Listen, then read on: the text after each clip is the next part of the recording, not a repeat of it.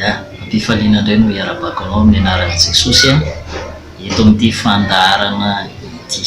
Fiadanan'ny tompony ho amintsika tsirairay avy. Ho an'i Jesosy irery ihany dia faly miarabantsika rehetra ihany koa. Be dia be moa zavatra azo lazaina fa nampitsihivon'i Jesosy ana zany fanafana anankiray izay dia izay aloha no zaraiko amintsika. Ny amin'ny sigara zany toaka, vehivavy, rongony.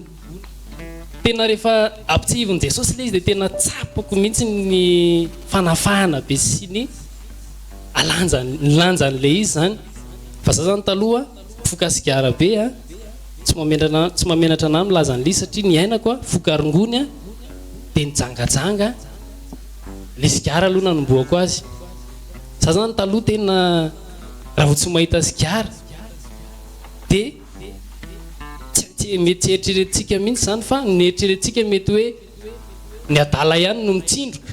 Fa za tsy adala fa tamin'izany tena rehefa terelilay izy voafator'ilay izy fa nitsindroka rehefa tsy nahita sigara. Fa rehefa tonga tao amin'i Jesosy tsy nila fanafody tao alohan'izay aloha zany efa nampiasa mokon-doha, nampiasa ny hery rehetra hoe ahoana ary ny alana an'ity fa tena gravy kosa zany hoe hitsindroka ve raha misy mahita an'izao dia ahoana. Jerijery olona aloha dia zay vao mahasamaka an'ilay izy. Fa rehefa nampiasa mokon-doha zany, nampiasa hery, tsaina sy ny sisa zany dia herinandro na vita tsy mifoka. Fa avy eo miverina ihany.